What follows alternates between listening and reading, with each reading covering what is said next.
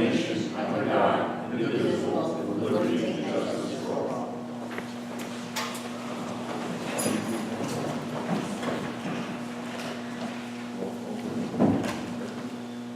Roll call. Ms. Alberti.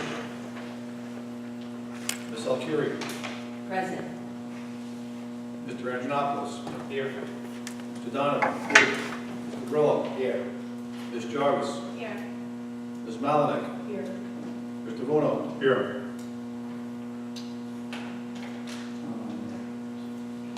Adequate notice of this meeting has been provided by the following means.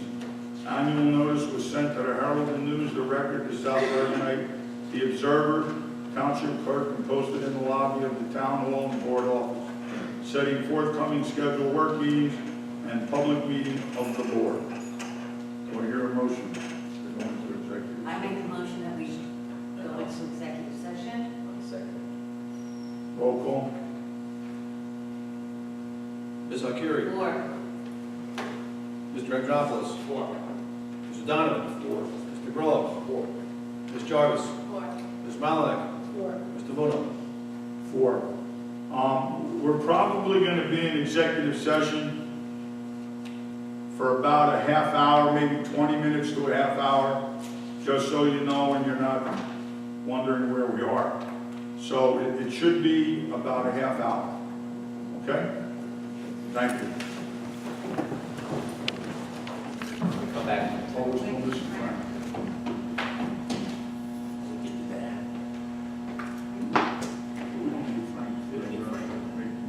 Come back into order. Come into it. All right, so we have a motion to come back into order. Roll call. Ms. Alberti. Ms. Alcieri. Four. Mr. Anjanopoulos. Four. Mr. Donovan. 4. Mr. Grillo. 4. Ms. Jarvis. Four. Ms. Malinek. Four. Mr. Vuno. 4. Now, Now we have.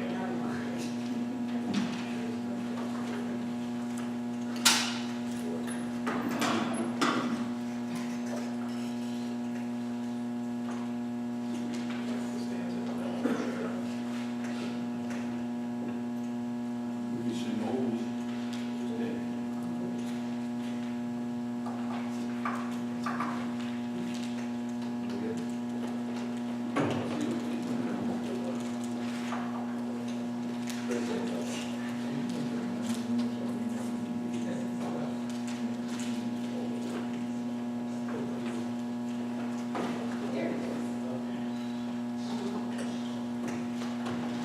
There it is.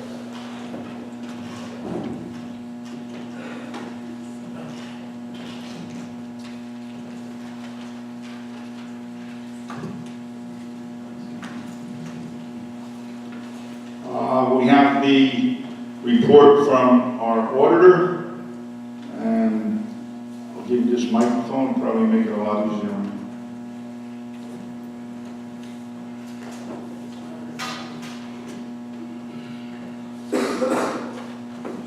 Yes?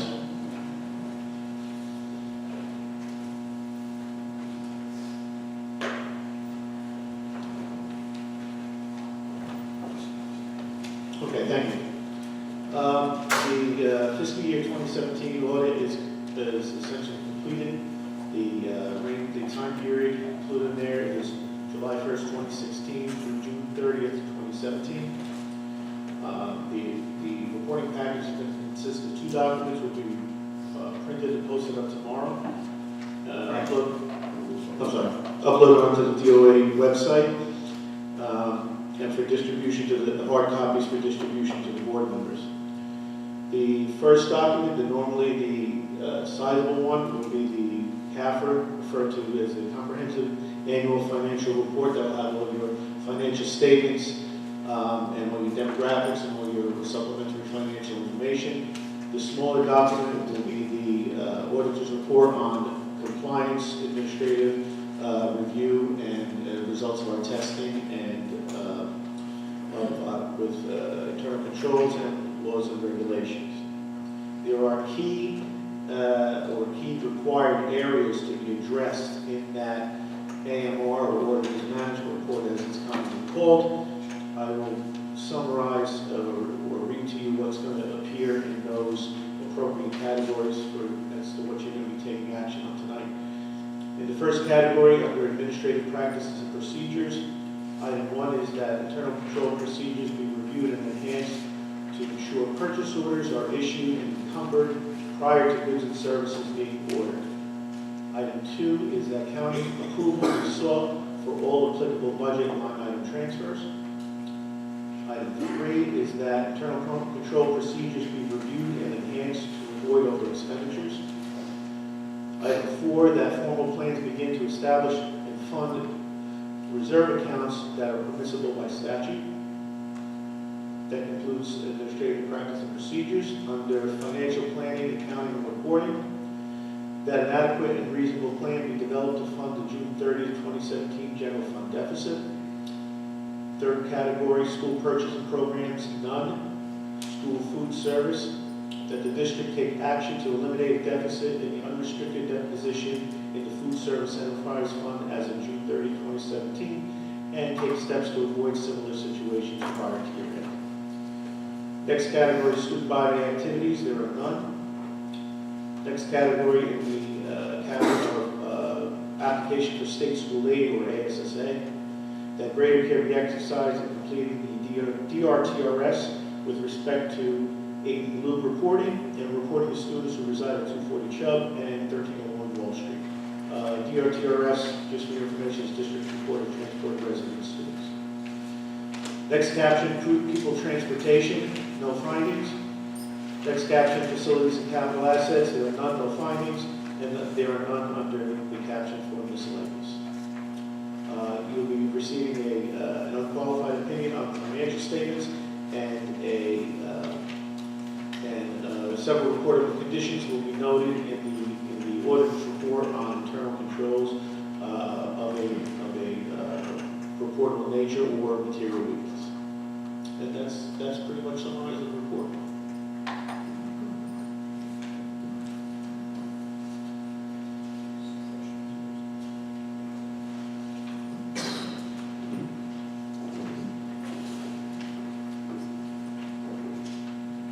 Are there any questions?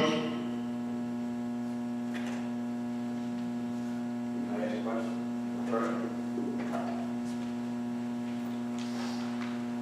I'm reading this, I'm not really sure if I understand correctly. Number 2, it said county approval be sought for all applicable budget line items. What is that reference? Anyone? Transfers Wait a minute. Transfers are made normally on a monthly basis from line items, and there are limitations, 10% of the overall total. Sometimes they require county approval. There was one transfer that was made where it appears there was a miscommunication that it was submitted to the county, but either they lost it or they didn't get the final approval back to them. So I'm just suggesting that or recommending that the transfer not be posted until the approval can be in hand. I see, so that's like not a new thing, the county having to approve like that supposedly. That's correct. Okay, I was just curious. Nothing. It's when it's 10%, so when you have your budgeted lines, so you only release the budget and every line item. So if 10% of that money may not be used in one category, but you want to use it in another category, if you're transferring more than 10% of a line, before you do that, call accounting and you explain to them why, so they're aware why so much of money that's been allocated for one thing is now being used for something else. I see. The second question was the school food service deficit. What exactly is that on? If you can imagine a balance sheet, the food service enterprise fund was in the minus about $20,000 as of June 30, 2017. It's an easy fix. They just need to increase the board subsidy prior to just stay on top of it a little bit more and then increase the board subsidy. Board subsidizes about $300,000 to the school food service every year. Just watch that to make sure you get enough into that account. Okay, thank you.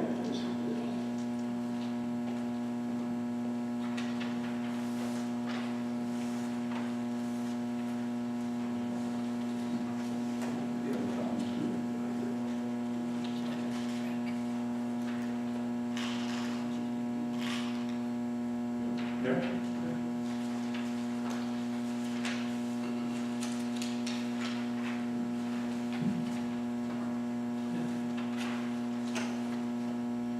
Okay, to review the general fund balance sheet as of June 30th, 2017, this is going to be on a budgetary basis.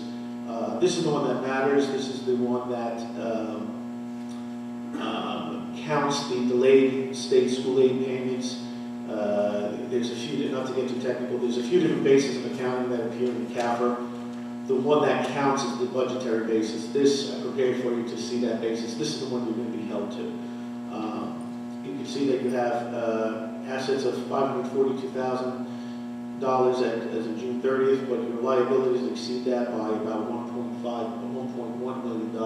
That is what pays your deficit. That's what you're going to have to raise for a development plan for during FY17 to fund that by June 30th, 2018.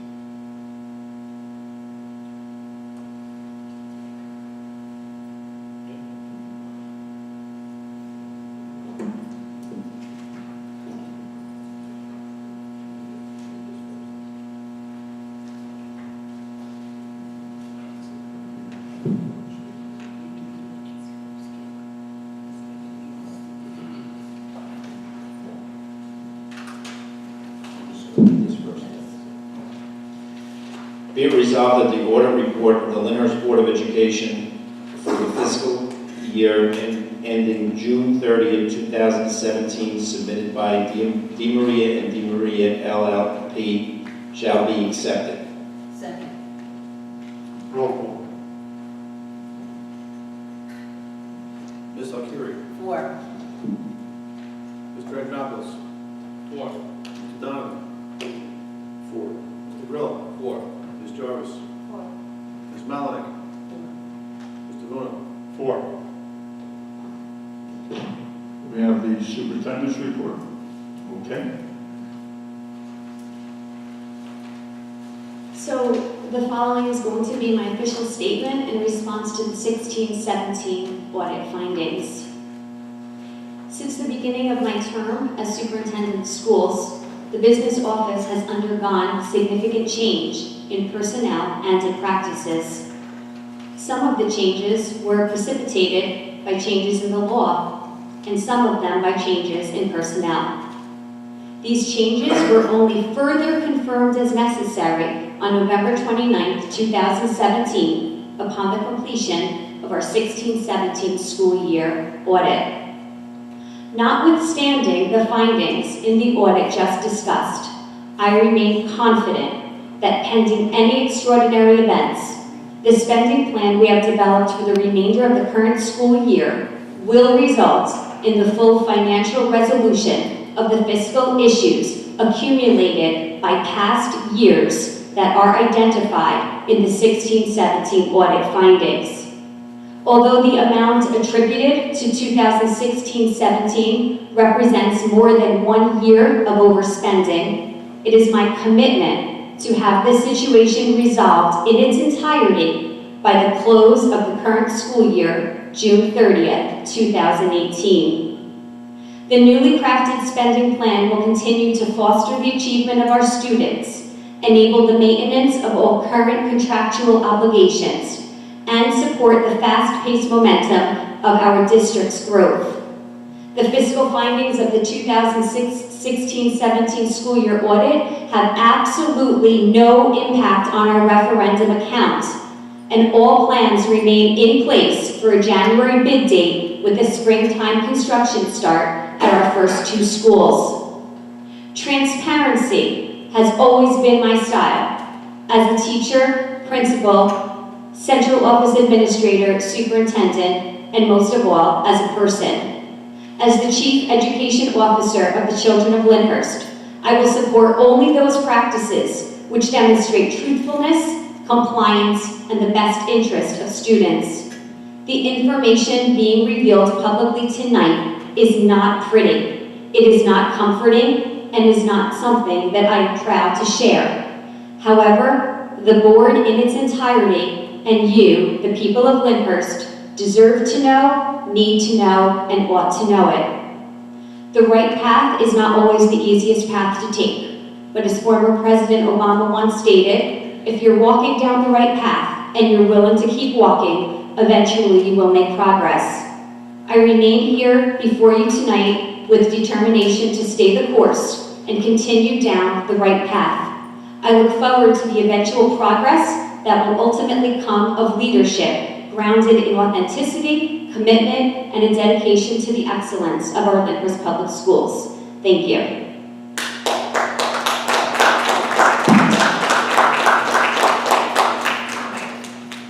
Since we have no one signed up to speak, if I'm not mistaken, I make a motion for adjournment. Second. Roll call. Ms. Akhiri. 4. Mr. Antonopoulos. 4. Mr. Donovan. 4. Mr. Grillo. 4. Ms. Jarvis. 4. Ms. Malinick. 4. Mr. Bruno. 4. Meeting is adjourned.